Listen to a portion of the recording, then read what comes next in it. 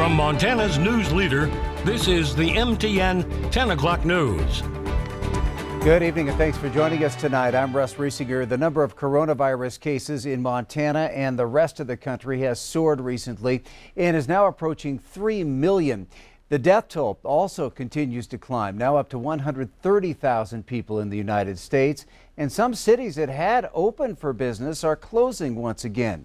CBS's Chris Martinez begins our coverage tonight. The coronavirus continues to spread out of control in much of the U.S. We are still knee-deep in the first wave of this, and I would say this would not be considered a wave. It was a surge or a resurgence. Infections are rising in at least 40 states and the District of Columbia. An outbreak anywhere is an outbreak everywhere.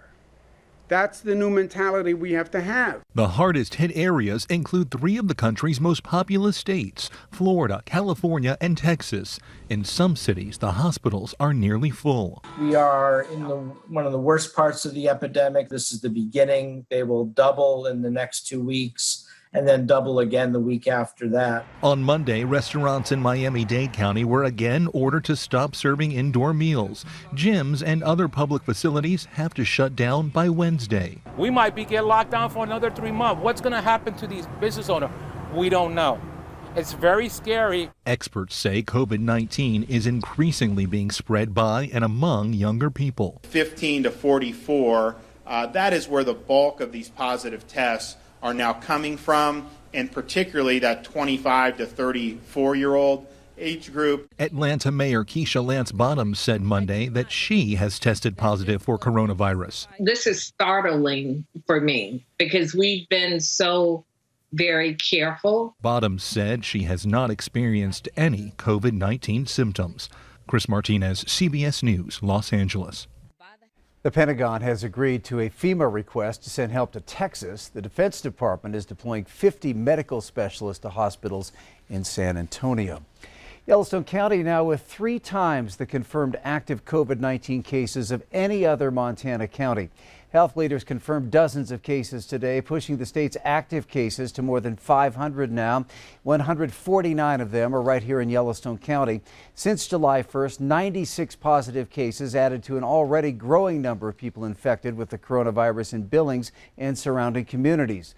The next largest influx in Missoula County with 58, then Gallatin County with 50 active cases and 48 in Bighorn County. 20 people are hospitalized tonight. In Wyoming, 33 new positive cases were reported this afternoon. This brings the state's total active lab confirmed cases to 375. Well, a third of all the cases we've had here in Yellowstone County since the pandemic began have happened in less than a week's time. Yellowstone County Health Officer John Felton says the increase is not just because more testing is being done. Most of the people that we've identified as being positive are symptomatic. We have not found very many positive cases through surveillance testing of asymptomatic people. We're finding between 5 and 10, typically between 5 and 10 contacts for each positive case. And then those all need to be followed up on. And if they're symptomatic, they need to be tested. And what kind of strain is that putting on your department right now? Yeah, the strain on public health is pretty strong right now. We had people who worked all holiday weekend, 10 or 12 hours a day, following up on cases, contacting people who've been identified. Our hospital systems are still have capacity in their hospital beds and their ICU beds and ventilator capacity, but it is putting quite a strain on the public health system. Many of the cases we've had are coming from gatherings. Felton says if there is an increase from people getting together over the 4th, we probably wouldn't see that for 1 to 2 weeks from now. Billings health leaders laid out their coronavirus concerns to Senator Steve Daines today. Representatives from the Billings Clinic, St. Vincent Healthcare, and Riverstone Health also addressed the federal government's response. Billings Clinic CEO Dr. Scott Elner tells Daines the hospital is seeing more cases now, but capacity is not an issue. The biggest challenge is getting COVID tests turned around quickly. Our concern is with the testing. We just don't have enough reagents available. We really do not want to shut down for business. I think that would be a mistake. However, if we don't have the testing capability available to us, we're not going to be able to perform surgeries.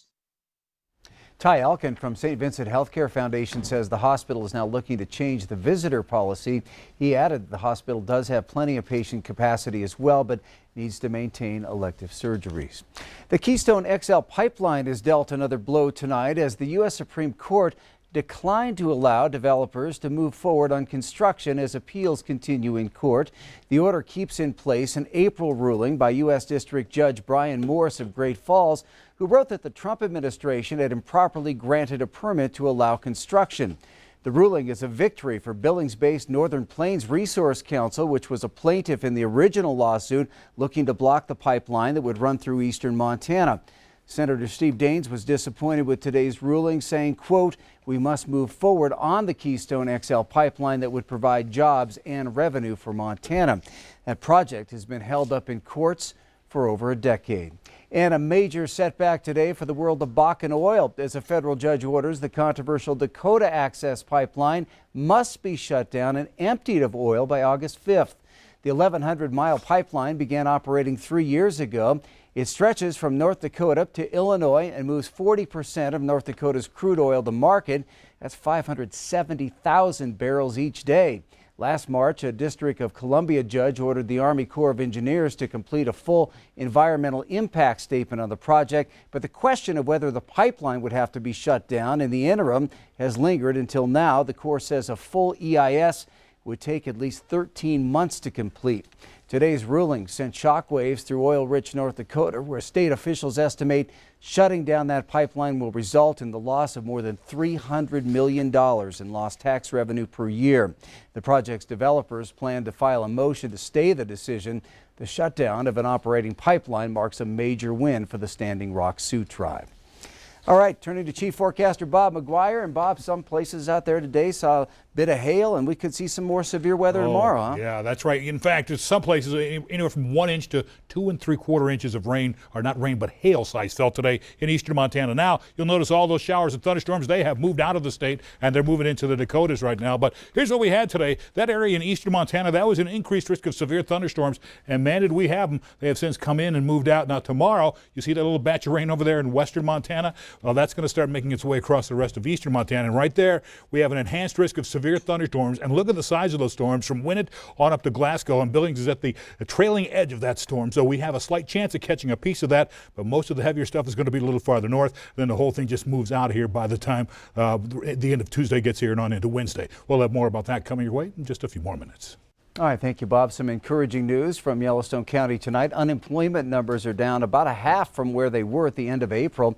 About 6,600 people are on unemployment right now, according to data from Big Sky Economic Development. That's down from about 12,000 unemployment claims back in April.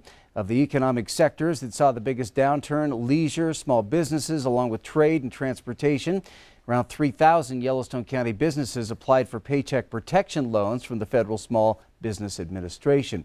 The state also has spent about $5.5 million of its coronavirus relief fund that was originally worth $1.25 billion.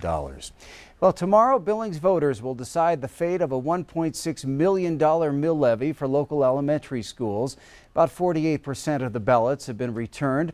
Billings School District 2 Superintendent Greg Upham has said this levy will help pay for things like lights, heat, and salaries. If approved, the owner of a home worth $100,000 would see an increase of $9.76 on their annual tax bill. The all-mail election ballots will be counted tomorrow, but it's not too late to vote. Ballots must be dropped off at the county elections office no later than 8 p.m. tomorrow night.